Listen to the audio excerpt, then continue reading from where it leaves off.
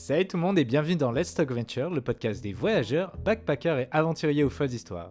Je suis Tony et aujourd'hui je discute avec Lenny, volontaire de l'association Eco Charlie à Lyon, qui est parti vivre 1 an en Californie aux États-Unis.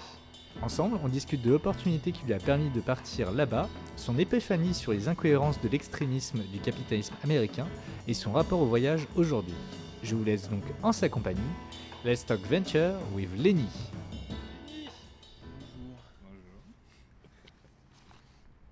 Bien, tu viens de baisser d'un seul coup. Ah ouais, c'est vrai. Tu viens de te stresser d'un seul coup. Non, c'est pas stressé, mais je sais pas quand ça commence. Ça a commencé. Ah ok, d'accord. Voilà. Est-ce que tu peux te présenter, s'il te plaît? Me présenter? Ouais. Brièvement. Bah écoute, on va faire simple. Là, je m'appelle Lenny, j'ai 30 ans. De formation, on va dire, si on part sur le professionnel, je suis docteur en chimie en reconversion vers la musicothérapie. Je suis un grand passionné de musique que je pratique. Et très investi dans le milieu associatif et ONG, la société civile, etc. Ouais. Ce qui fonde pas mal de mes activités. Et je suis un grand passionné de littérature, après un peu plus sociologie, anthropologie ou philosophie des sciences. Ce sont des choses qui m'intéressent énormément, y compris la rencontre, l'interaction, le mouvement. Voilà. Trop cool. Et du coup on s'était rencontrés grâce à l'Alterostel et aux Eco Charlie, et tu m'avais dit que tu avais passé 1 an et demi en Californie, c'est ça? 1 an aux États-Unis. 1 an aux États-Unis. Ouais, carrément en Californie, juste à côté de San Francisco, dans la Napa Valley. Donc là, c'était à la sortie de mon UT où j'ai fait 2 mois de stage et 10 mois de travail dans une entreprise qui effectuait de l'analyse physico-chimique du vin. Donc en gros, c'est que tu as tous les producteurs de vin là-bas qui veulent un suivi très particulier et précis de l'évolution en fait, de la qualité du raisin lors de la fermentation, lors de la récolte, etc. sur ses composants intrinsèques. Donc par exemple le sucre, le glucose fructose, tu vas avoir les acides acétiques, l'acide malique, etc. Et donc du coup ils ont un suivi très proche tout au long des différents processus qui t'amènent jusqu'à ta bouteille de vin. Et c'est un mode un petit peu différent que tu as à la française, on va être très, de ce que j'ai pu entreapercevoir, on va être très dans l'année, ou entre guillemets avec ta météo. Ouais. Et en fait ton environnement, on va dire ta biodiversité, etc. Chaque année ton vin va être un peu différent. Ouais. Et là-bas il y a plutôt une volonté de reproductibilité du vin à travers les années. Donc ce qui passe par l'ajout d'additifs, etc. et un contrôle hyper précis, puisque la reproductibilité à l'état brut exact, c'est presque antinaturel, tu vois, ça ne se passe pas comme ça. C'est totalement antinaturel. Voilà. Donc tu as un contrôle très suivi, et à l'époque j'ai découvert ça en fait, tout simplement. C'est passé comme ça. Et le pourquoi de je suis parti là-bas, parce que c'était un choix, c'est que j'ai eu de la chance, c'est parce qu'il y a eu un partenariat précis qui se faisait entre mon université et la boîte qu'il y a là-bas, parce que une fois un élève, il y avait une dizaine d'années avant que j'y arrive, avait fait un partenariat là-bas purement aléatoire, et ça s'était super bien marché, et du coup le mec de la boîte s'est dit qu'en fait s'il pouvait faire un partenariat chaque année des gens qui viennent travailler, et en fait ça pouvait être plutôt cool, parce qu'il avait eu à travers cette première personne qui est devenue un haut responsable dans la boîte là-bas, un gage de qualité. Trop bien. De coup de l'université, ce qui m'a permis en fait d'y aller. Et c'est que et après moi personnellement, c'est que je voyais pas du tout où j'allais dans ma vie, et du coup ça s'est présenté, donc et puis j'ai postulé et j'ai été pris. T'avais quel âge à l'époque? 19. Ah oui, ça fait quand même. C'était en 2009. Ouais. Donc c'était au tout début, puisque c'était pas encore l'époque où c'était du voyage sans être pas du voyage comme on fait maintenant. C'est-à-dire qu'il n'y avait pas encore cette lancée où du tour du monde, tout ça n'existait pas. Et surtout, c'était, moi, quelque chose qui m'intéressait dans le voyage, c'était, je voyage, mais je vais y faire quelque chose. C'est-à-dire que je suis pas là, je passe pas en backpack à être spectateur du monde, à regarder dans ma petite bulle et à passer. Là, il y a vraiment, je vais dans un autre endroit, une autre culture, une autre perception du monde, et je vais y vivre. Ouais. Vraiment. Et je vais m'incorporer dans le moule. Et du coup, là, je vais comprendre un petit peu ou ressentir vraiment là où je suis. Et c'est pour ça que j'ai eu après cette impression d'un autre voyage où quand je voyageais avec mon backpack, ça m'est arrivé, on voyage, j'ai eu cette sensation de superficialité, ou de juste d'effleurer, de passer à côté, tu vois, de glisser sur totalement. Le truc. Et du coup, c'est un peu cette première expérience, elle était fondatrice pour ma relation au voyage, tu vois. Cette nécessité de rentrer vraiment dans la culture et de s'y inscrire et de prendre part à la vie. Et du coup, comment ça s'est passé, l'insertion dans la culture américaine? L'insertion dans la culture américaine. C'est pour revenir sur on va partir de l'entreprise, c'est-à-dire le lieu d'accueil. C'était le mec, déjà, c'est un self-made man. Donc c'est vraiment le mec, il a commencé avec sa femme, tout seul dans son garage, et il a ensuite construit son entreprise, sa boîte. Et là-bas, il y a vraiment, de ce que j'ai pu entreapercevoir, un vrai culte pour ça. C'est-à-dire que c'est pas un culte, mais c'est un respect profond, presque mythique, tu vois. C'est le mec, il est parti de rien, il a construit. C'était là, et du coup, quand tu vois, quand t'es dans la boîte, t'as The Boss Said. Le patron a dit. Oh putain. Et du coup, le patron a dit, c'est la parole, voilà, C'est le la boss. parole divine. Voilà, il a dit. Et là, tout le monde, ok. Voilà. Donc c'est-à-dire que en même temps, c'est un truc qui te fait déclencher du mouvement, parce que parfois, quand tu as des phases d'interaction avec tes collègues ou tu es dans l'incertitude, tu sais que si à un moment donné, tu fais bon, fuck off, on va voir le boss, the boss said, voilà, ça pose les bases. Et qu'il n'y a pas de contestation, etc. Donc ça, c'est vraiment cette ambiance-là où il y a vraiment un respect de cette culture du je commence moi-même, je monte mon propre truc et je grossis, quoi. Donc parce que du coup, on était une trentaine à peu près. Donc il a commencé tout seul dans son garage et il a commencé du coup, c'était dans la Napa Valley, il avait cette grosse boîte, là on était une trentaine, et après il avait ouvert des satellites à droite à gauche en Californie et dans des États, dans l'Oregon, le Wyoming, où il avait ouvert d'autres petites labos d'analyse, donc il était vraiment en phase d'expansion et tout. D'accord. Donc c'est vraiment à l'ancienne, quoi. Et ça c'était vraiment le côté sacré du truc. Mais lui, c'était un Français? Non. D'accord. Lui c'était un Américain, et le Français qui était du coup Benoît qui était parti de l'université d'Orléans où j'étais, et qui était le premier à avoir fait son stage là-bas, enfin voilà. Lui il était le bras droit là-bas de ce mec là. D'accord. Voilà. Et après, donc tu as ce côté là que j'ai vu qui était très présent. Tu as un côté aussi, pareillement quand tu peux extrapoler sur le côté du vin, où là c'est une société aussi de contrôle, vraiment, avec une idée très précise de ce qu'est le bien. Tu vois ce que je veux dire? Donc c'est très rationnel. Voilà, moi je vois ça comme ça. Donc après tu avais d'autres petits trucs à droite à gauche qui se sont présentés, comme le port d'armes par exemple, c'est des choses qui arrivent, t'en as qui portent des armes, etc. qui vont te dire on sait jamais. Enfin, voilà, c'est dans la culture, donc ça c'est des trucs aussi où j'ai pas trop voulu rationaliser parce que ça s'explique pas forcément, mais tu fais avec et ça te change un peu ta manière de vivre un petit peu, où tu vois les gens qui portent des armes et tout. Bon, ça c'est vraiment le premier truc qui me vient à l'esprit sur la société là-bas au niveau de l'entrepreneuriat. Donc c'est très, très hiérarchique, peu de contestation et du coup une évolution. Par contre, évoluer en interne, c'est possible. Parce qu'on m'a dit un peu l'inverse par rapport à la culture américaine, c'est qu'il y a une hiérarchie qui est un peu floue, où en gros, effectivement, c'est en pyramide, mais une pyramide très, très petite, en gros, où tout le monde peut être à peu près au même niveau. Et ça dépend où, peut-être, je ne sais pas. Mais moi, c'était plutôt structuré. D'accord. Okay. Vraiment. Alors après, il y a des possibilités d'ascension. Ouais. Ça, c'est sûr. Mais tu as des postes bien précis. C'est de la division sociale du travail avec ce qui va en parallèle en termes de valorisation. Quoi.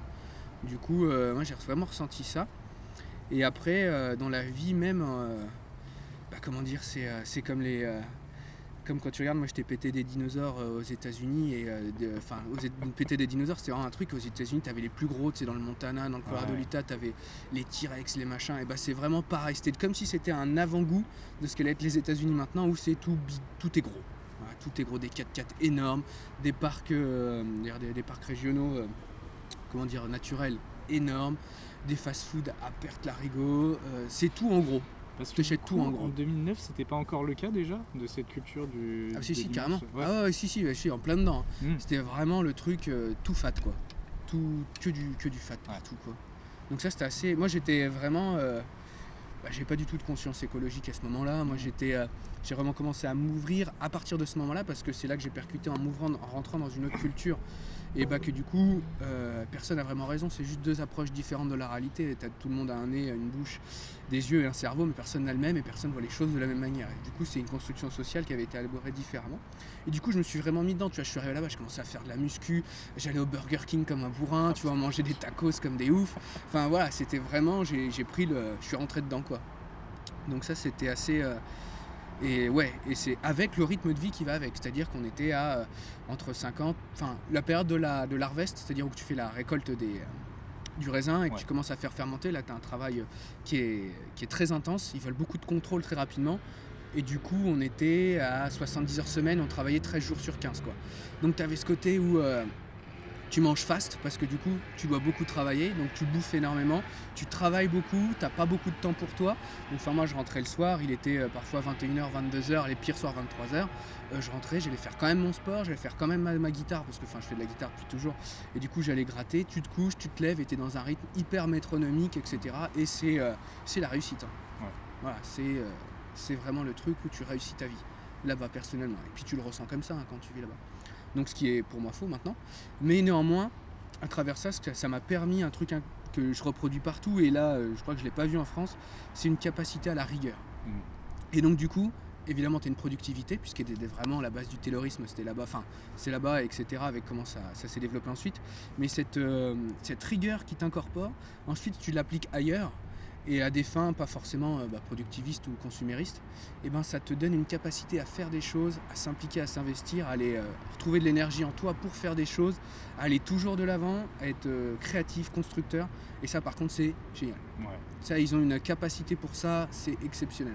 J'aime beaucoup cet rapport à la réalité où ils sont dans le faire plus que dans la spéculation, à regarder les étoiles, voilà, parce que derrière il y a un pragmatisme important dans la vie en société à chaque instant, et si tu l'utilises bien cette rigueur là tu peux faire de très belles choses.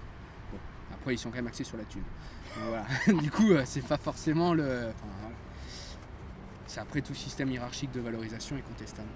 Du coup voilà, ça c'est un peu le ressenti que j'ai eu par rapport à ça. Donc ouais, tout le côté big, gros, et après par contre des paysages magnifiques quoi. Vraiment, j'ai été subjugué par la nature, la biodiversité là-bas. T'as des endroits, t'arrives genre Zion National Park, c'est Jurassic Park quoi, t'attends à voir un dinosaure là-dedans, enfin c'est n'importe quoi. T'as Bryce Canyon, pareil, où c'est des... T'as des haut-parleurs en fond qui diffusent ouais, le thème presque, du Jurassic ça pourrait Park. être ça. Franchement, mais magnifique, c'est...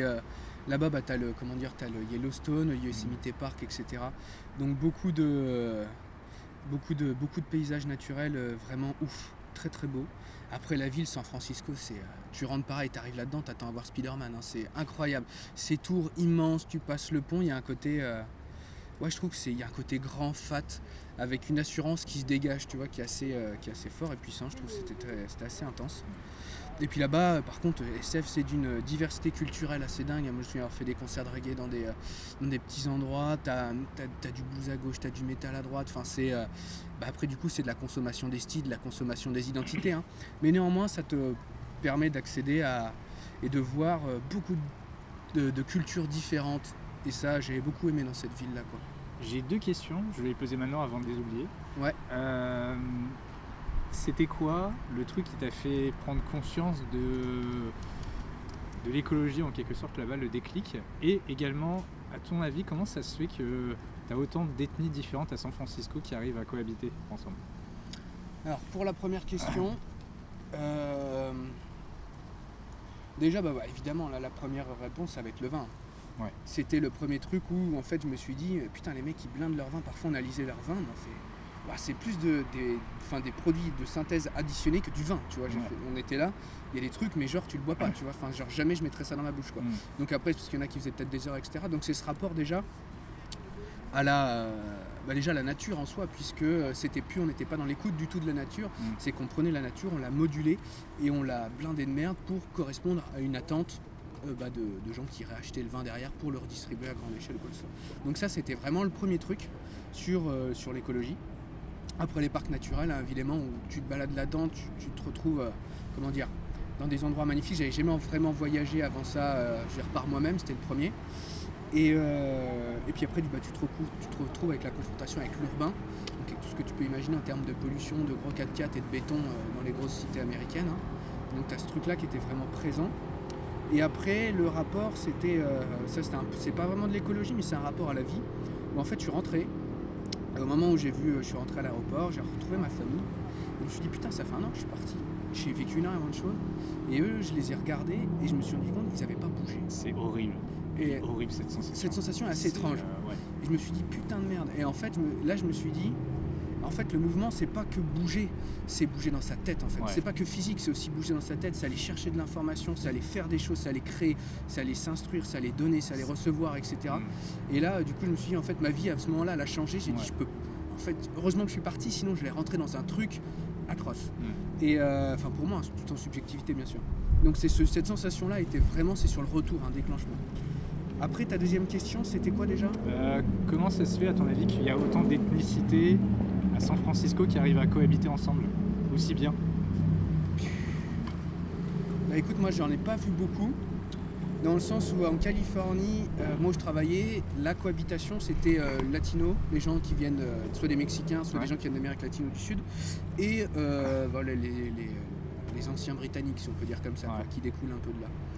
Et bah écoute, j'en sais rien. Alors le truc, c'est là, alors moi je vais pas faire de théorie, je vais faire avec ce que j'ai vu, de l'expérimental direct, de l'observation. C'est que pour moi là-bas les latinos ils avaient tous les bas postes. Il y avait plein de nanas latinos, Maria, etc. Elles étaient là depuis 20 ans dans la boîte, elles faisaient un taf qui nous, au bout d'un moment donné, on ne faisait déjà plus. Alors que je suis là qu'un an, tu vois ce que je veux dire. Donc tu avais quand même une répartition des tâches, enfin je l'ai vu comme ça à ce moment-là. Je l'ai ressenti comme ça, peut-être que c'est faux, mais voilà, les mecs, les Mexicains, etc., ils faisaient pas, je n'ai pas vu à des postes de direction, etc., là-bas, quoi, dans la boîte, vraiment pas. Donc il y avait quand même une ségrégation au niveau de la distribution des rôles et de leur valorisation en fonction de l'ethnie, et c'était pas forcément, je l'ai pas ressenti comme étant une contestation. D'accord. Tu vois. Ouais. En fait, ça se transparaissait pas dans le truc, en termes de oui-dire. Donc après, tu sais pas ce que les gens pensent chez eux, discutent à côté, etc. Ça, c'est vraiment autre chose. Puisque tu fais du théâtre, hein, t'arrives, t'as un jeu à tenir, et voilà, tu fais ce qu'on te demande. Donc voilà. Après, je pense qu'évidemment, c'est fortement contesté. Mais en tout cas, c'était un peu comme si de rien n'était, même si moi, je l'ai senti vraiment. Donc ça, c'était assez bizarre. Et pourquoi ils vivent bien ? Je sais pas, je pourrais pas te dire. J'ai pas de réponse à ça. Je pense qu'il y a beaucoup de conflits, t'as surtout les cultures afro-américaines et les blancs, je pense que là-bas, il y a des gros trucs, mais j'ai pas été plongé là-dedans. Vraiment pas trop. D'accord. Okay. Ça s'est pas présenté à moi, enfin j'ai pas souvenir dans le quotidien. Souvenir que j'ai eu, c'était après le rapport à l'autorité, là-bas la police, tu déconnes pas. Vraiment pas. C'est-à-dire que ils arrivent, tu deviens un robot. Baisse-toi, tu te baisses, tu te lèves, sinon ils te démontent la gueule, direct. Donc il y a un rapport violent à ça. J'ai même un pote du coup avec qui j'étais parti qui a passé une soirée vite fait en dôle parce qu'on avait roulé, on avait fait une fin de soirée, il avait conduit sous état d'ivresse et le mec nous avait chopé au Starbucks, il nous avait tricard, il nous avait arrêté. Du coup ils te prennent, moi en plus j'étais mineur là-bas donc j'avais pas le droit de boire. Donc ils m'ont pas fait chier, par contre ils m'ont laissé tranquille, mais je pense qu'ils avaient tricard que si le copain il avait bu, le mec qui est à côté aussi, donc ils m'ont pas fait chier. Ils ont retiré toutes les affaires de la caisse, ils m'ont foutu sur le bord de la route avec toutes les fringues. La caisse, elle est partie à la, comment dire, pas la décharge, mais à la fourrière. Et puis lui, il est parti les menottes dans le dos. Et oh la vache. Il se retrouve sur le bord de la route. Et là, tu fais... parfois, c'était une expérience. C'est assez marrant. Mais enfin, pas sur le moment. Mais bon, après, puis bon, c'est un rapport à l'alcool, pareil, qui est assez... déconne pas. Donc ouais, la police par contre là-bas je peux comprendre que c'est zéro discussion. T'es pas là comme en France en train de moyenner ou quoi que ce soit quoi. C'était chaud. Donc en gros si je comprends bien il y a un vrai rapport à l'autorité en fait, que ce soit dans le travail ou dans... moi je l'ai senti comme ça. Ok. Peut-être que c'est pas une réalité, j'en sais rien, mais en tout cas selon ma perception. Enfin, moi ça me paraît cohérent, tu vois. Un peu. Mais je l'ai vraiment ressenti comme ça et j'y ai pas vu forcément la possibilité de la transgression. Tu vois, c'est plus en France, beaucoup plus. Mais je l'ai pas ressenti là-bas et je sais même pas s'il y a un réel recul sur ton mode de vie. Je l'ai pas ressenti non plus. Il n'y avait pas de contestation. Qu'est-ce que tu entends par ça ? La possibilité de redéfinir ton rapport à la réalité, c'est-à-dire que tu vis un mode de vie à l'instant T qui est une construction sociale, une construction de la pensée humaine à l'instant T sur son rapport à la réalité, qu'est-ce qui est le bien, qu'est-ce qui est le mal, qu'est-ce qui est réussir, qu'est-ce qui est pas réussir, qu'est-ce qui a de la valeur, qu'est-ce qui n'en a pas. Et je l'ai pas senti présent ce truc-là, tu vois. Voilà. Je l'ai ressenti, bon après en France il y a des milieux où je le ressens pas du tout, tu vois. Donc, voilà. Mais dans ce que j'ai pu entreapercevoir, j'ai pas ressenti ça. Voilà. Donc bon, après parce que c'est la barrière de la langue. Je sais pas. Est-ce que tu parlais bien à l'époque Quand je suis arrivé comme une tanche. J'ai vraiment une catastrophe. C'est là que tu vois le progrès français au niveau de la linguistique. Ça m'intéresse. Du coup, comment tu t'en es sorti en ne parlant pas anglais ? En fait, tu te dis, t'arrives, t'as bac plus 2 là-bas, tu fais... j'ai quand même un bagage de 6-7 ans en anglais via l'éducation nationale. Ouais, mais en fait, de la merde. De la grosse merde. Non, faut être honnête, je suis arrivé là-bas, j'étais bilingue comme personne. Donc c'était de la daube. Sur le tas. T'apprends sur le tas. franchement, à la zeub. Donc au début, en plus, tu as les accents. Donc tu as l'accent un peu des Mexicains, tu avais des Australiens. Mais je crois que même après un an, Lys, c'était un Australien qui était là-bas. J'ai jamais réussi. Et quand il venait me voir, j'ai fait passer par lui vient me parler. Voilà. Impossible de comprendre leur putain d'accent, mais une horreur. Et du coup, ouais, j'ai appris avec le temps. Vraiment, c'est avec le temps, la pratique, se balader, aller interagir, discuter avec les gens. Parce qu'en plus, on est parti à 3 français. Donc, tu as un côté où tu peux t'enfermer entre français. Donc, c'est pas forcément bon. Surtout si tu veux apprendre la langue, surtout si tu veux découvrir. Donc, du coup, au final, c'est assez intéressant. Parce que tu te retrouves dans un esprit de communauté. Tu sais, des étrangers dans un pays qui parlent pas la même langue, puis ils sont pas pareils que toi. Du coup, tu as un effet tout de suite, tu restes ensemble. Donc, tu as vraiment un côté de renfermement tout de suite, anxiogène, où tu vas pas vers l'inconnu naturellement, puisque nous, on nous a pas appris à aller vers l'inconnu, en fait. On n'a pas appris à se livrer, on n'a pas appris à s'ouvrir. Enfin, moi, je l'ai ressenti comme ça, en tout cas. Et du coup, c'est vrai que le premier effet, c'est un effet de centrement où tu te renfermes un petit peu sur toi. Puis après, en fait, tu casses les barrières petit à petit, et là ça se passe. Si vous êtes restés tous les 3 pendant un an, c'est ça ? Ouais. Et en fait, on a fait 10 mois. Et enfin 1 an, et après il y a un qui est rentré, et avec notre collègue Franco, on a fait pendant 1 mois, on a fait tout l'ouest plus ou moins des États-Unis en road trip, quoi. D'accord. Voilà. Donc c'était ça. Et là, ça aussi, ça a énormément aidé ouverture, parce qu'on a eu plein d'histoires à travers le trip et tout. Du coup, je vais revenir sur ça plus tard, mais une question qui m'intéresse, le French accent. Ouais. Là-bas. Ouais, ça s'entend à 10 000 bornes. Oui, mais ça marche bien. Ah oui, en fait ça marche parce que ça s'entend. Donc, ouais. Mais ça c'est un ouf, parce que putain, j'étais là, je travaille mon accent, je me dis bon, j'essaye et tout.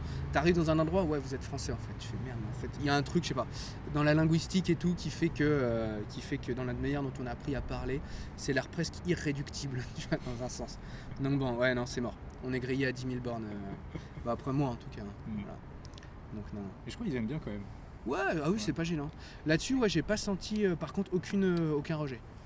Dans la culture là-bas, j'ai été très bien accepté tout de suite, pas de soucis. Vraiment pas. Le fait d'être français aux États-Unis, je l'ai pas senti comme étant un problème ou à aucun moment. Je me souviens pas, mais je crois pas. Même quand on allait dans le fin fond des trous du cul du monde là-bas, non, je crois pas. Pas eu de problème. Ouais. Vraiment pas. Une autre question juste avant. C'était qui le président déjà à l'époque, en 2009 ? Obama. J'ai mieux que ça, nous on a vécu la mort de Michael Jackson en direct. Oh la vache ! Attention, c'était... c'est pire que quand c'était JFK, quoi. Je peux te donner une petite anecdote par rapport à ça. Vas-y, hein. En 2009, du coup, j'avais quoi ? J'avais 16 ans, quelque chose genre, 15 ans, je sais plus. 2009, on est en 2020, j'avais 25 ans, 15 ans. Je prenais des cours de chant, c'est la première fois que je prenais des cours de chant. Ouais.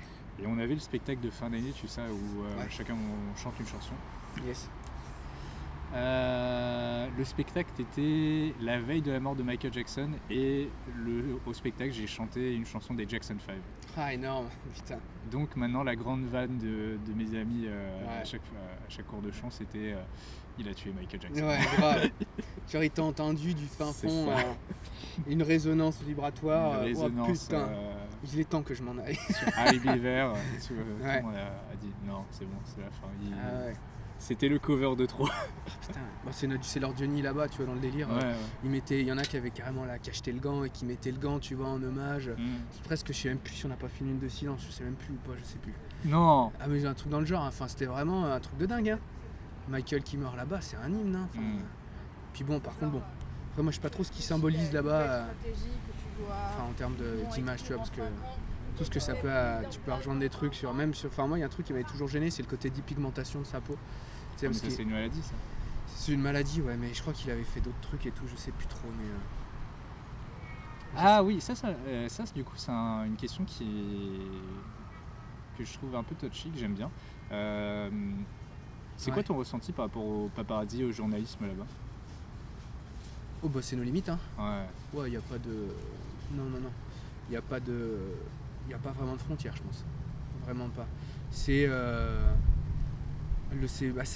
l'impression parfois c'est paradoxal, parce que là-dessus ça va être le droit à l'information à son maximum, à la visibilité maximum, à l'intrusion dans sa plus grande, dans le pire de ce que ça peut être. Et puis en même temps, c'est toujours le processus dans les trucs de notre consommation. Hein. C'est qu'on participe pas au monde en étant en étant dans notre système à l'heure actuelle, enfin on n'a aucune information sur rien principalement, hein. Mais tu dois toujours avoir ce gage de l'authenticité, de la réalité, d'être dans le vrai.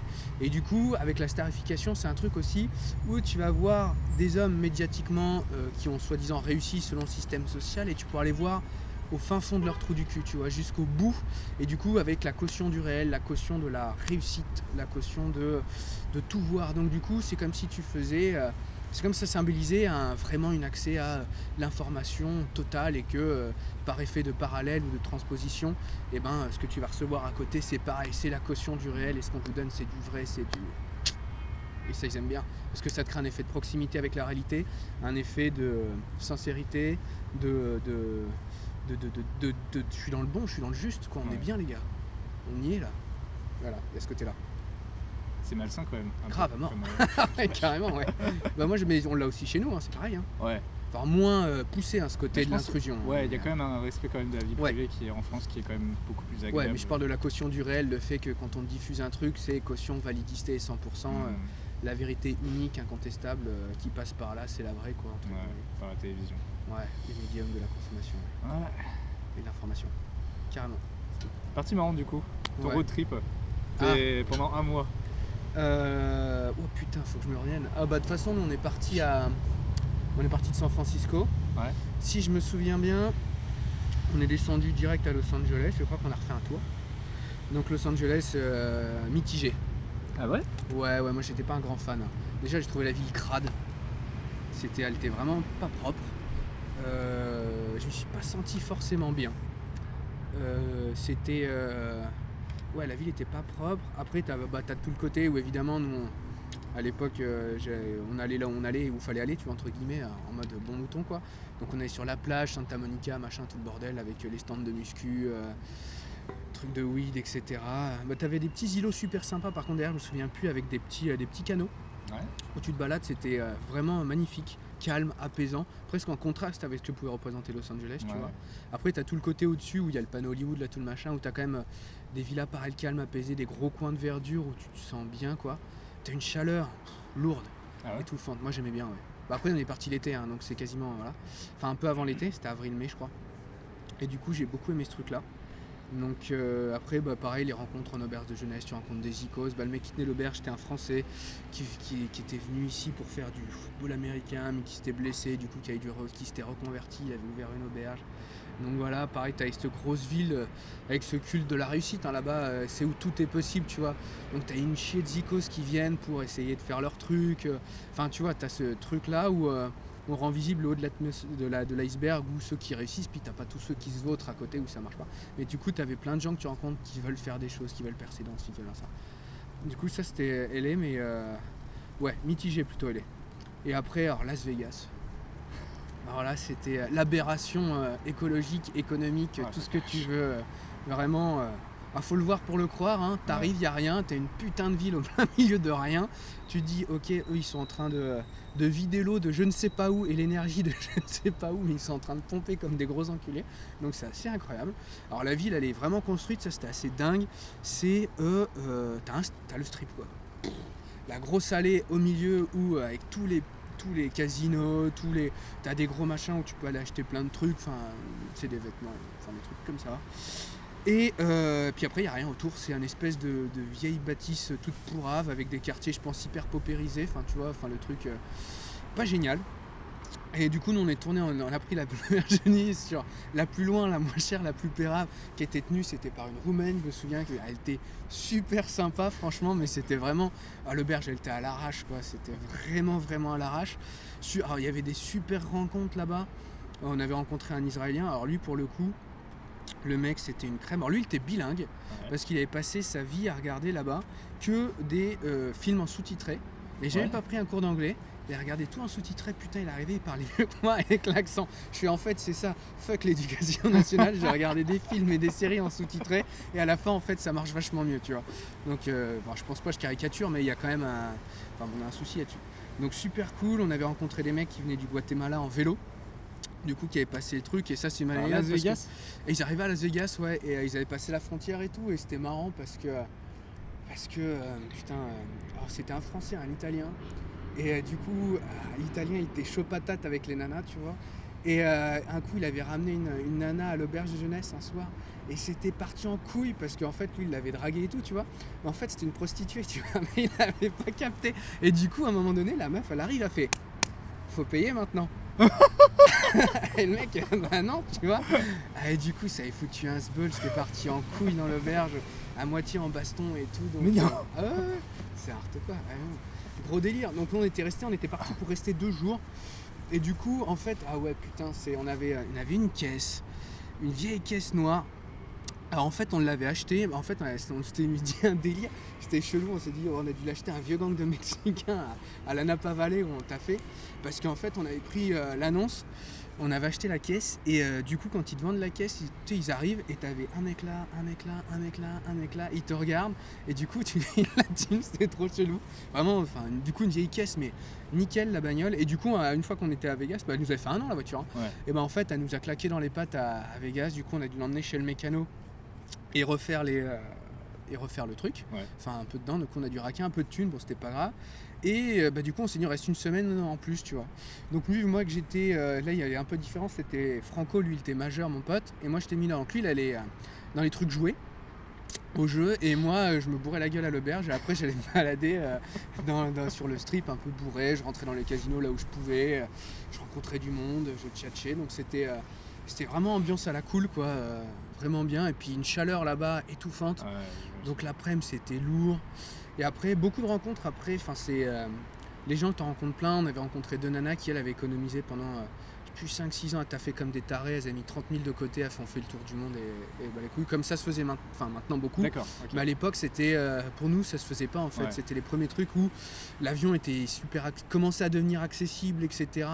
Fin des années 2000, tu vois. C'est là, fin 2010 quoi, début. Ça où ça commençait vraiment à émerger. Donc ça c'était cool.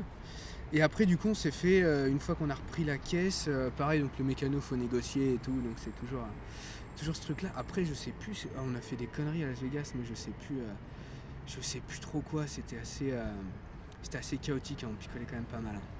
Et je picolais beaucoup à l'époque. Ouais, j'imagine. Et travailler dans le vin en plus. Ouais, ça aide pas, on a bu des vins, je te dis pas. Hein. Et du coup après on est parti, on a fait vraiment tout ce qui... Ah bah non, avant on avait fait la Death Valley. Ouais, avant on avait fait la Death Valley. Ouais. On s'était baladé, tu sais, c'est au sud de LA je crois, ou entre LA et... C'est un ancien lac qui s'est asséché et du coup... Ouais, avec la mer de... il y avait une petite mer de sel là-bas, un petit truc et tout. Ouais, pareil, ça c'était le côté où tu dors, où tu plantes ta tente, tu dors dans la nature et tout. Et donc c'était pareil, très sec évidemment. Ouais. Et c'était par contre magnifique et par ce côté un peu minimaliste dans le sens où si t'as rien, quoi, c'est le désert, ça t'absorbe. En même temps, tu pourrais y rester des heures. Tu vois ce que je veux dire ? C'est le vide qui t'absorbe dans cette dimension, je sais pas, abyssale. Le truc, c'est assez fou. Mais là, c'est pareil. C'est là que j'ai commencé à ressentir ce truc où là où t'es dans la consommation du voyage un petit peu. Moi, ça me l'a fait vraiment en sortie de ça. Où quand j'étais resté en Californie là. Même si on y était toujours, mais vers SF et tout, où on a pris le temps de se poser, on a pris le temps de voir la ville, de repasser, de la sentir, de respirer l'ambiance, de croiser des visages, de croiser des regards, de voir des comportements, de sentir en fait le truc. Là tu passes, tu vas vite, tu vois, et t'as moins le temps de capter les trucs, t'as moins le temps de saisir, et franchement t'es moins proche des choses en fait. Et du coup, tu es plus dans la superficialité et ça revient vraiment au truc où en fait tu peux pas tout vivre. Ouais. Et en fait, faut faire des choix et c'est là que la rencontre elle est vraiment bien. Où c'est que tu vis peut-être que 7 ou 8 trucs dans ta vie, où tu vas dans un pays ou un truc où tu le vis vraiment. Et faire le tour du monde en 45 pays là, pour moi c'est une aberration en plus énergétique, écologique et même humaine et sociale. Hein. Mais bon, du coup j'ai commencé un peu à ressentir ce truc là. Et donc après on a fait vraiment tous les parcs, genre Zion National Park, Bryce Canyon. Et du coup on a fait vraiment tous les... C'était tout, tu sais, genre on a fait quoi, le Colorado, le Wyoming, l'Idaho, le Nevada, du coup la Californie, l'Oregon. Donc c'est beaucoup de balades et beaucoup là on a fait que des parcs naturels en fait. On a plus ou moins quitté l'ambiance ville qu'on avait pas mal bouffé pendant 1 an pour se plonger vraiment dans la biodiversité, la nature et la nature des États-Unis. Ouais, c'était vachement ressourçant. Puis surtout que c'est que là-bas, c'est un peu pareil qu'en France où le côté nous on a un petit pays mais il y a vachement de diversité. Ouais. Et bah là-bas, t'as la même chose, sauf qu'il faut faire 1000 bornes entre chaque point et que chaque point, c'est énorme. Voilà, grosso modo quoi. Donc t'as ça. Et après, je t'avoue que c'est un peu vague là dans ma tête, mais j'aurais dû me rafraîchir en regardant les photos, mais je sais même plus si je les ai. Mais c'était cool, c'est beaucoup de routes. Des petits motels à droite à gauche. J'ai quelques images qui reviennent, mais c'était la première fois que je faisais la vie sur la route. C'est un peu de l'errance avec ton sac à dos et tu traces quoi. Ça défile, tu mets du blues dans la caisse pour faire le cliché jusqu'au bout et tu profites, tu savoures. On a pris la route 66, ce genre de truc, avec toujours une grande accoutumance à la bouffe de mauvaise qualité. Pourquoi elle est célèbre cette route 66 ? J'en sais rien. Sûrement c'était un truc de passage ou un truc de motard. Elle a dû acquérir un truc mythique à un moment donné, mais je l'ai pas trouvé si percutante que ça quoi. D'accord. Voilà, elle n'est pas restée. Si on a fait Monument Valley. Alors c'est assez intéressant. C'est pas le truc du coup avec les énormes rochers. Et ça c'est sur la route 66 du coup ? Je sais même plus, je pourrais plus te dire. Tout ce que je sais, c'est que tu vois le côté naturel, mais juste avant, tu as une grosse base à touristes, quoi. Donc c'est assez marrant, tu vois le truc. Donc tu prends ta caisse et tu fais des tours de bagnole autour du machin. C'est... Ouais, par contre, les States, c'est une usine Afrique. Hein. Le tourisme, c'est du fric, c'est de la consommation, c'est de l'argent. La nature est une pute et faut se faire du fric avec. Hein. Partout, hein, ça maintenant. Hein. C'est partout. Hein. Voilà, c'est de la prostitution et à la fin, c'est de l'économie. Donc de la thune. Mais ouais, non, c'était une première impression de toute la dimension incroyable de ce que la nature peut nous offrir et dans son côté insaisissable. Quoi. En tant que Français, la bouffe là-bas, ouais. Oh là là.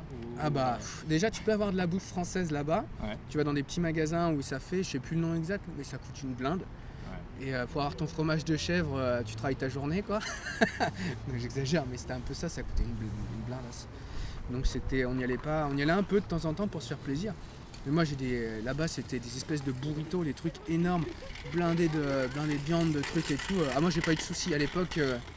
Moi c'était un mariage parfait avec le gras. Vraiment, j'étais pas du tout... Le gras c'est la vie. Ouais, j'étais pas du tout encore à ce moment-là à faire attention à ce que je bouffe ou quoi. Je te dis, moi je soulevais de la fonte, j'étais 2 fois plus baraque que ça, je bouffais du gras et c'était un kiff. Je me souviens, c'était à l'époque, c'était les Whoopers. On s'était fait des triples Whoopers, donc là-bas, mais c'est pas les trucs, les Burger King, ils ont commencé à s'implanter en France il y a 2 ans ou un truc comme ça. Et les sandwichs, ils sont ridicules comparés aux trucs que tu trouves là-bas. C'est nimp. On avait le truc, je me souviens, le Dwitch tout seul, c'était 1400 kilocalories. Vraiment le sandwich, t'avais 3 steaks dedans avec des couches. Et je me souviens, on est allé là-bas, mais c'est là où tu te rends compte que la conso comme ça t'amène à l'autodestruction en fait. Il y a vachement un côté de ça qui ressort vraiment quoi, tu te détruis. Et on bouffait le machin, on arrivait dans la caisse. Est-ce que je gère ou est-ce que je gère pas ? Je fais bon, on va attendre un petit quart d'heure, on était dans la caisse comme ça, tu bouges pas et t'as mangé une brique énorme de gras, de dégueulasserie profonde, hein. Mais tu le vis comme le summum du plaisir, tu vois ce que je veux dire ? C'est un principe de renversement incroyable quoi. C'est trop c'est aberrant. Parce que du coup j'allais te poser la question, c'est comment ça se fait qu'en fait ils prennent pas conscience à quel point c'est incohérent. Je sais pas s'il y a de la distance par rapport à ça. C'est ça. Après t'es dans la fast food, beaucoup bouffent dans leur caisse. Ouais. Donc parce qu'en fait tu vas au taf machin et tout, bam bam bam, ça va dans tous les sens. Et du coup t'as pas le temps pour bouffer, t'as pas forcément beaucoup de temps pour faire ta bouffe. Donc il y a une nécessité pragmatique qui s'impose à toi. Et après, en vrai, je crois qu'en 1 an là-bas, j'ai pas discuté de la qualité de la bouffe. Vraiment pas. On avait un truc au taf, ça s'appelait les Fat Friday. Alors ça, c'est en fait une fois par semaine, donc tous les vendredis. T'avais un mec de la boîte qui faisait le repas, enfin le petit-déj. Alors c'est pas un petit-déj, hein, c'est une déversion culinaire en abondance et en fatitude à son paroxysme. Et du coup tu fournis de la bouffe pour la boîte pour une fois. C'est un côté solidarité où voilà, on sait que tous les vendredis on se retrouve, on bouffe. Waouh. Alors du coup là les cultures se marient bien parce que t'as toutes les nanas espagnoles, mexicaines pardon, qui venaient, qui te faisaient de la bouffe un peu typée un peu du pays, donc avec des tacos, des machins, des trucs dans tous les sens, c'était blindé la table, tu mangeais. T'avais les bons ricains qui t'amenaient des donuts où c'était ces espèces de trucs ronds là, avec dessus, on me dit que c'est une espèce de coulis, un coulis sucré là, mais sais pas trop si c'est du plastique ou pas, c'est une gueule chelou. Et des tas immenses. Homer Simpson, quoi. Franchement, Homer Simpson. Et du coup, tu avais cette culture où là, tu arrives et tu bouffes comme un taré. Et après, tu vas bosser, quoi. Et il y a ce truc-là. Hein. C'était le Fat Friday, quoi. FF Land. Et du coup, tu arrives dans les supermarkets là-bas, les Walmart et tout. Oh putain, c'est tout ce que tu veux plus jamais voir de ma vie. Vraiment. Ouais, pareil, des quantités énormes de pâtisseries, de sucré à donf, des donuts de partout, des trucs fourrés à ci, fourrés à ça, avec tout. En plus, tout est vendu en gros. C'est-à-dire que t'auras pas un bidon d'1 litre, c'est un bidon de 6 litres, tu vois. T'auras pas 10 yaourts, t'en auras 30. Enfin, c'est tout ce côté, tout gros, quoi. Que je disais, comme les dinosaures que tu trouves là-bas, ils sont gros. Les paysages, ils sont gros. Et les trucs, ils sont gros. Les gens sont gros. Les gens sont gros. Ouais, il y avait déjà le problème de l'obésité. Ouais, il y avait quand même beaucoup. Moi, alors, c'est pas l'obésité, le mec qui est en fauteuil roulant, hein. Ouais. Mais il y avait pas mal de gens qui étaient gros quand même, qui avaient leur petite bedaine et tout, quand même, tu vois, assumé. Mais après, bon, je sais pas si c'était de la fierté aussi, j'en sais rien. C'était un truc. Culturellement, tu sais, la grosseur, ça peut être vécu aussi comme un indice de réussite ou de. Tu vois. Donc, je sais pas comment c'était vécu. Parce que je crois que ça a évolué un peu entre temps. Maintenant, en Californie, il y a beaucoup cette culture de. Bah, il y a quand même la culture du fit aussi. Ouais, c'est ça. Ouais, elle était quand même vachement présente. Hein. Ouais. Mais ça, c'était plus vers LA où je la voyais. Ouais. Mais après, moi, je l'ai pas. Enfin, moi, je sais que j'allais à la muscu et tout. Mais dans le taf, il n'y avait pas des gens qui étaient bodybuildés ou des trucs comme ça. Hein. Il y avait plus de gens qui étaient plutôt fat ou bien en chair. T'en as qui faisaient un peu du football américain. Ouais. Mais ouais, il n'y avait pas trop de sportifs. Hein. D'accord. Moi, je l'ai pas ressenti comme ça. Il y a eu des alcooliques. Ouais. Ouais, bien sûr, ouais. T'avais un, c'était Leaf, alors pas l'Australien, un autre. Lui, il venait en vélo au taf. Il était interdit, je crois, de circuler dans deux états. Mais non. Parce qu'il avait conduit sous état d'ivresse et que du coup, il n'avait pas payé ses amendes et tout ça. Donc du coup, il est interdit de circuler.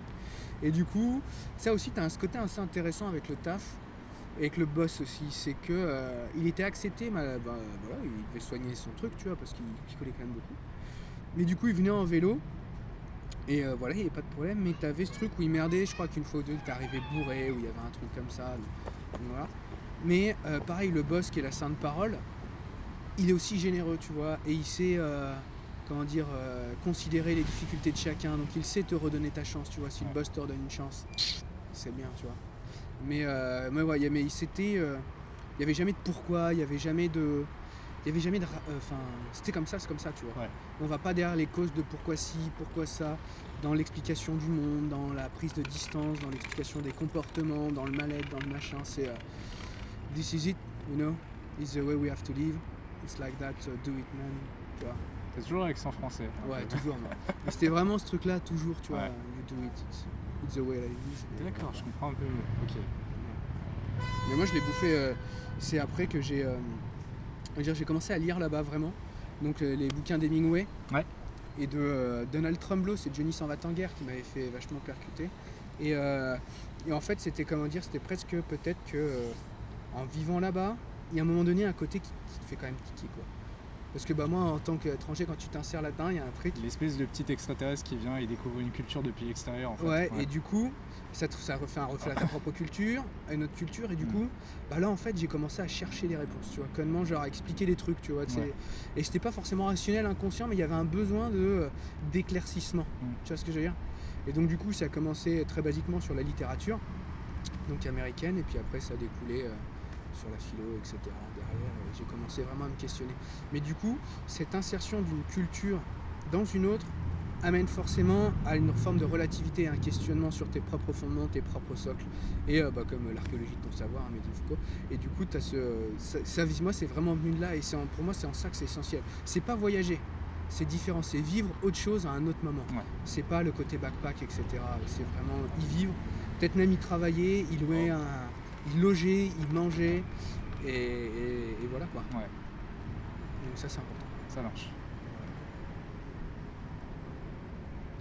J'avais une question trop bien. Ah oui, t'y es retourné entre temps ? Non, jamais. Jamais, plus jamais. Moi, je pense pas que j'y retournerai. D'accord. Pourquoi ? J'ai d'autres choses qui m'attirent maintenant. D'accord. Déjà, d'une part, moi j'ai comment dire ? Moi, je te dirais que ce qui m'attire, c'est plus l'Amérique du Sud, etc. Ok. J'y suis allé un petit peu en Bolivie, en Argentine. Mais ma relation au voyage, elle a changé. C'est-à-dire que déjà, quand je voyage, maintenant, par exemple, j'étais en Tunisie. Et je l'avais fait pour du théâtre, parce que pendant une première année de thèse, je travaillais, j'ai toujours fait quelque chose à côté. Enfin, pour moi, j'ai une considération assez chelou, c'est que pour moi, il y a le système dans lequel on vit, je suis pas d'accord. Donc, à un moment donné, il faut que je travaille pour bouffer, mais ça compte pas. C'est-à-dire que c'est ce qu'il y a à côté du système qui va avoir vraiment de la valeur pour moi. Donc du coup, chaque année, je m'investis dans des trucs et je fais des choses. Tu vois. Donc là, c'était le théâtre. Et du coup, on travaillait dans un partenariat avec des Tunisiens. Et alors, à ce moment-là, j'ai été à Monastir. On a fait une représentation théâtrale dans la rue là-bas, ce qui était quelque chose de très important. Ils n'ont pas l'impression. Souvent, ils font pas souvent des trucs dans la rue. Et donc du coup, il y a pour moi cette connotation voyage, c'est que si j'y vais, c'est pas simplement pour prendre mon backpack et aller regarder la couleur de l'océan là-bas. C'est que j'ai envie d'y aller pour participer à un truc, parce que comment dire, c'est que, voilà, pour prendre un parallèle, pour revenir dessus, c'est là, je lisais dans les chiottes, je sais plus quand, il y a 2-3 jours, il y a mon coloc qui est à fond dans le trek et tout, et t'avais un truc, c'était le trek je crois que c'était en Asie, tu vois. Et dedans, il y a marqué, et oui, là, dans cette forêt, on n'y est pas encore allé, il y a sûrement des sociétés, machin, il faut y aller, il faut découvrir. Et là, je trouvais, en fait, il y avait un truc très colonialiste. Ouais. Et puis surtout, un truc, c'est ça, où on dit pas, en fait, j'ai envie d'y aller, donc j'y vais. C'est-à-dire qu'il faut aussi savoir faire attention aux autres, dans le sens où moi je peux être dangereux pour les autres, donc préserver les autres de soi. Et j'ai l'impression que quand je voyage avec mon backpack à me balader, en fait je fais pas attention aux autres. Tu vois, j'arrive, je vais consommer l'image que j'ai envie d'aller consommer, j'ai envie de voir la pyramide de mon cul, donc j'y vais, j'ai envie de voir le machin, donc j'y vais. Déjà en plus tu ne vis pas, tu consommes puisque tu restes pas longtemps, c'est superficiel. Et donc du coup, ce qui était bien avec tu vois, la Tunisie, c'est que tu avais un partenariat qui venait de l'université de Tunis et le partenariat de l'INSAT à Lyon. Et du coup, c'était un entente entre les deux pays, c'est-à-dire que eux ils venaient en France pour y faire un truc, puis nous on y venait vite fait, moi c'était faire un petit reportage photo vidéo avec eux, et c'était ok avec eux, tu vois, c'est pas moi qui débarque en terre étrangère pour aller me poser mon cul à la plage, tu vois, pour être hyper carré, ou même pour découvrir les médecines locales alternatives, enfin voilà, et prendre 2-3 trucs et trouver ça super cool et rentrer chez moi. Donc tu avais aussi où tu prends en considération l'autre, vraiment, et ça, tu vois, j'ai un désir d'aller en Amérique latine, vraiment d'y retourner, mais je veux le faire par le biais de quelque chose, et que si j'y vais, c'est pas pour ma pomme, quoi.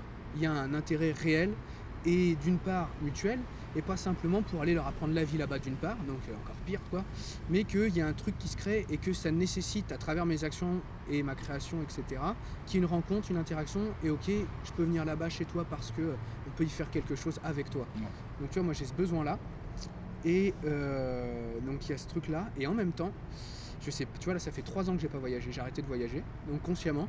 Alors il y a tout le côté écologie, etc., mais il y a aussi le côté où il faut déjà s'occuper de ses choix, en fait, chez soi, pardon. Et il y a beaucoup à faire ici, dans ma culture, dans ce pays-là où j'ai évolué. Et déjà, je peux m'y impliquer pragmatiquement, je peux faire des choses. Donc moi, j'ai vraiment une pensée du local, c'est-à-dire que agir, décider et penser avec les gens auxquels que je peux toucher. Ça, c'est vraiment important pour moi. Aller décider pour des mecs qui vivent à 10 000 bornes comment ils doivent vivre, même si je pense que j'ai des idées justes ou des choses comme ça, il y a quelque chose qui ne va pas. Je pense qu'il faut vivre avec la contradiction, il faut vivre avec le monde, il n'est pas comme tu le souhaites, et des gens font d'autres choses loin, et laisse-les faire. C'est une chance à l'humanité, dans le sens c'est un nouveau rapport à la réalité, un nouveau possible, ils incarnent d'autres possibilités, d'autres émergences, d'autres développements. Il faut éviter d'y aller y imposer quelque chose, ou aller y contester, ou dire ouais non ils font pas comme il faudrait mieux faire comme si, etc. Tu vois, ça il y a un truc qui me gêne vachement là-dedans. Donc j'ai cette pensée du local qui revient, de faire avec les gens que je peux voir et que je peux toucher, sentir, et vraiment où je vois l'impact de ce que je fais sur le réel avec les gens, donc où je peux le mesurer plus ou moins, parce qu'on peut jamais rien mesurer vraiment.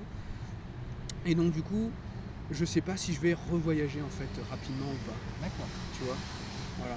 Le seul voyage que je pourrais faire, c'est l'Espagne, parce que je suis mon père est espagnol en fait, et la famille elle vient de Ciudad Rodrigo, c'est à l'ouest de Salamanque, près de la frontière portugaise, et j'y suis jamais allé pour des raisons diverses. Et j'aimerais bien aller. C'est le seul truc où j'ai envie d'y aller, c'est retourner en Espagne pour retrouver un peu une partie pour découvrir voilà, un peu les origines. Un peu ça. Donc là, il y a un côté vraiment personnel, etc. Donc il peut pour moi légitimer, selon ma perception, ce mouvement.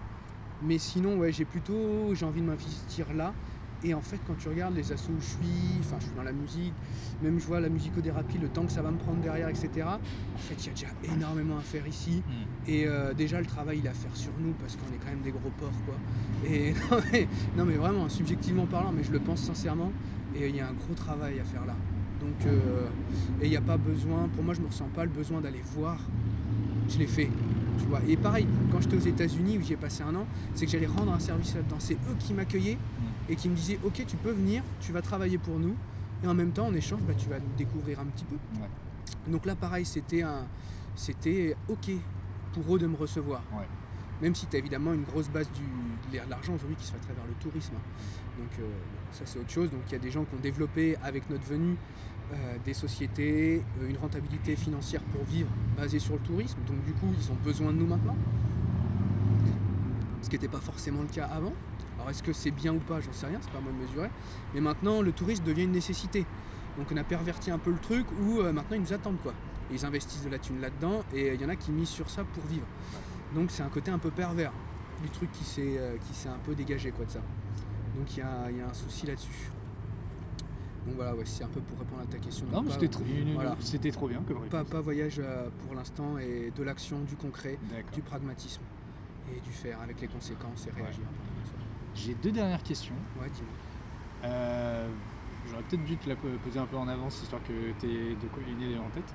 J'aime bien finir sur des histoires drôles. Et est-ce qu'il y a un moment bien what the fuck qui te vient en tête pendant le voyage, pendant l'année que tu as passé aux États-Unis?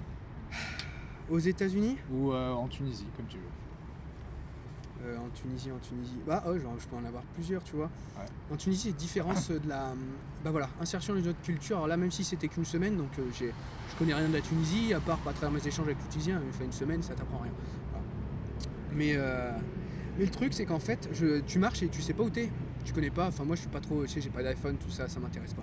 J'aime aller me laisser porter par le courant. Et je rends un rendez-vous à la prof de théâtre, parce qu'on avait rendez-vous avec le maire de la ville pour faire un truc. Quoi. Et je me balade, je suis avec mon appareil photo, parce que j'étais là-bas pour ça.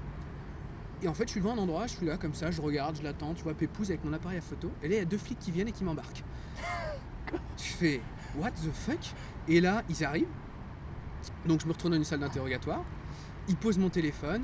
Ils commencent à regarder les photos. Alors malheureusement, la carte USB, c'était... Enfin, pas carte USB, mais la carte SD, pardon, de l'appareil photo, c'était celle d'un pote. Et du coup, il y avait des photos à lui qui avaient rien à voir. Bon, avec sa meuf et tout. Bon, rien d'obscène, donc tout va bien.